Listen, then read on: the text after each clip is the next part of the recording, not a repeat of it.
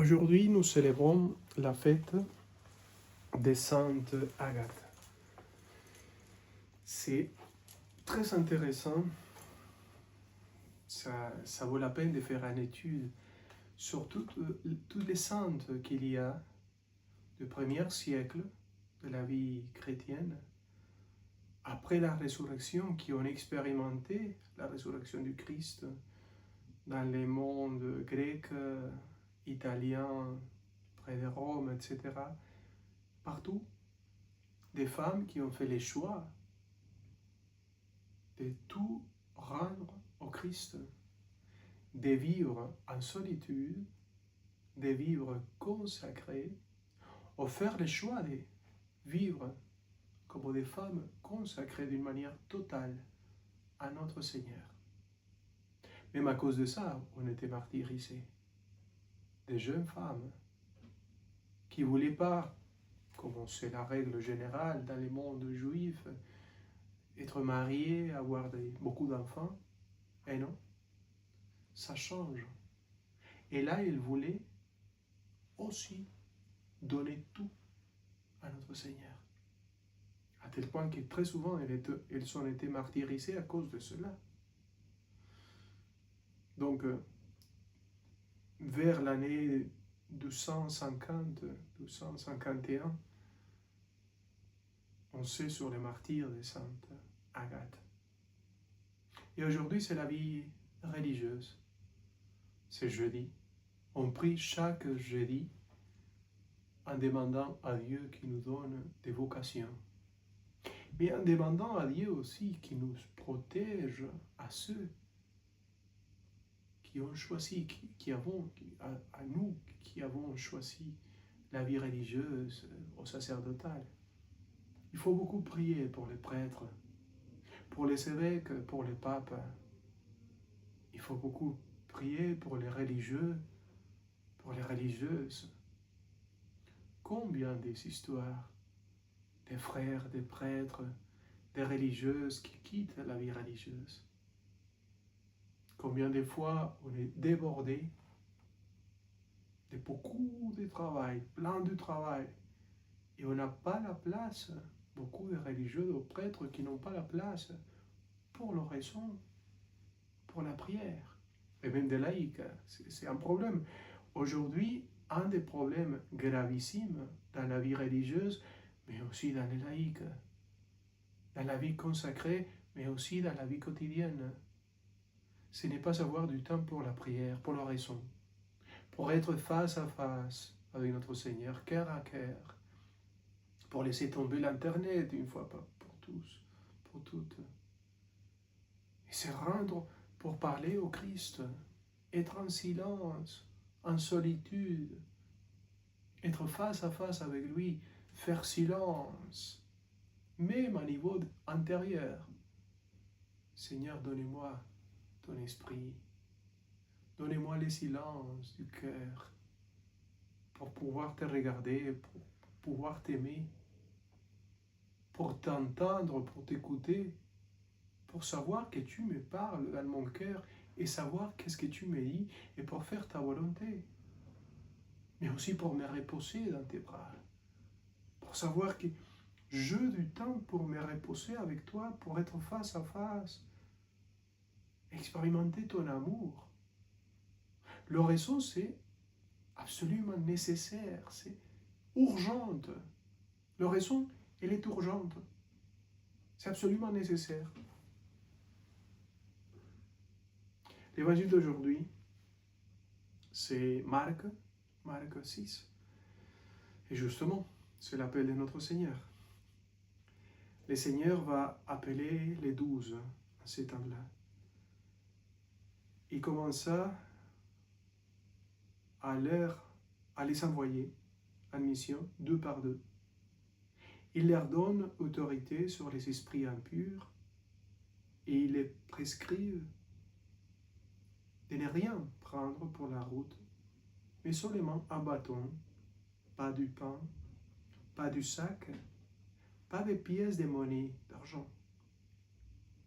Mettez des sandales, ne prenez pas de tunique. des échanges. Il leur disait, quand vous savez trouver l'hospitalité dans une maison, restez-y jusqu'à votre départ. Si dans une localité on refuse de vous accueillir et de vous écouter, partez et secouez la poussière de vos pieds. Ce sera pour eux un témoignage. Ils partirent et proclamaient qu'il fallait se convertir. Ils expulsaient beaucoup de démons, faisaient des onctions d'huile à de nombreux malades et les guérissaient. Acclamons la parole de Dieu. Louange à toi, Seigneur Jésus. Ils avaient la capacité de guérir. Ah oui. Ils savaient l'exousia. J'aime beaucoup l'expression. L'exousia en grec, ça veut dire le pouvoir de Dieu. Vous vous souvenez quand l'Évangile dit que Jésus parlait comme quelqu'un qui a l'autorité, l'Évangile parle de cette expression, exousia, autorité divine, Dieu lui-même qui parlait par lui. Dieu lui-même qui parlait, Dieu lui-même qui faisait des miracles, Dieu lui-même qui guérit le malade, Dieu lui-même qui va faire sortir les démons. Et vous avez reçu l'Esprit Saint dans votre baptême. Vous avez le pouvoir de l'Esprit Saint pour avoir aussi l'exousia. Et là, on parle aussi de la succession apostolique. Ceux qui ont reçu la mission, c'est les apôtres. Et par les apôtres, les évêques, encore aujourd'hui. Et par les évêques aussi, les prêtres. Un appel. Comment il faut faire pour avoir l'exousia? Il ne faut jamais arrêter de prier.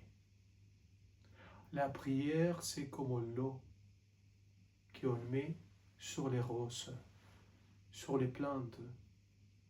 Vous savez, un jardin, un beau jardin, qu'il faut arroser, qu'il faut mettre de l'eau pour que les plantes donnent les meilleures, les fleurs plus belles et les meilleurs fruits. Si vous ne donnez pas de l'eau à votre jardin intérieur, on se sèche, comme les fleurs qui sont sèches parce qu'il manque de l'eau. L'eau, dans votre cas et dans mon cas, c'est l'oraison.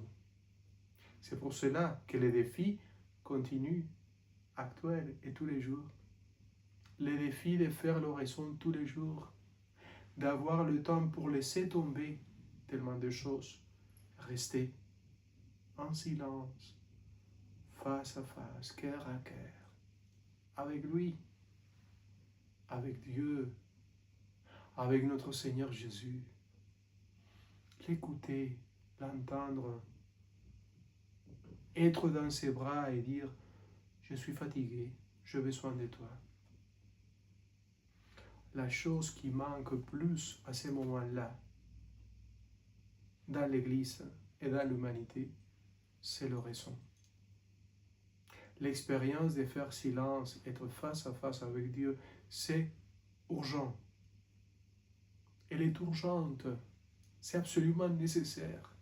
Sinon, on va se sécher, on sera sèche, on va se démolir, on va mourir. Et on sera comme des plantes dans les déserts qui restent en plein soleil et qui n'ont pas une goutte d'eau. Quand on ne fait pas l'oraison, on se dessèche. Alors, laissez tomber les choses. Vous faites 1000 choses, très souvent ce n'est pas nécessaire tellement de choses à faire. Ayez des moments de silence. Laissez tomber l'Internet surtout. Combien de fois des heures qui se passent là, en Instagram, à quoi ça sert? Fais silence, laissez tomber votre Internet. Regardez-le, il est là, regardez-lui, il vous aime. Il faut mettre de l'eau, il faut arroser les jardins du cœur pour donner les plus belles fleurs, les plus beaux fruits. Allez-y. Au nom du Père et du Fils et du Saint-Esprit.